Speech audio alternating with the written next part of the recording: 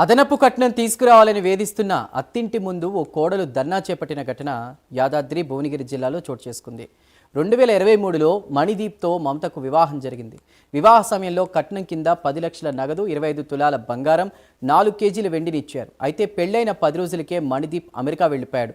6 నెలల తర్వాత అమెరికా వెళ్లగా అదనపు కట్నం 10 లక్షలు తేవాలని మణిదీప్ వేధింపులకు గురిచేశాడు. వేధింపులు భరించలేక మమత మరో 10 లక్షలు ఇచ్చింది.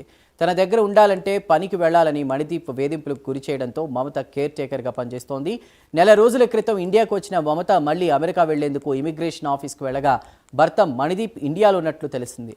దీంతో అత్తింటికి వెళ్లగా తనను ఇంట్లోకి రానివ్వట్లేదని మమత ఆవేదన వ్యక్తం చేసింది. తమకు న్యాయం జరిగేలా చూడాలని వేడుకుంటుంది.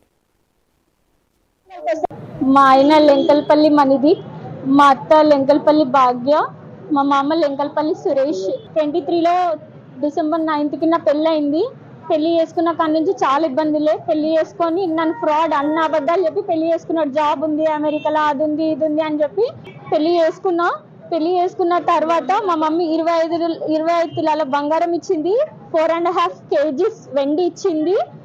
నాకు 25 తులాలు, మా ఆయనకి అలాగే 8 తులాల బంగారము, మళ్ళీ 4.5 kgs వెండి, 10 లక్షలు క్యాష్, నెట్ క్యాష్ ఇచ్చింది సార్.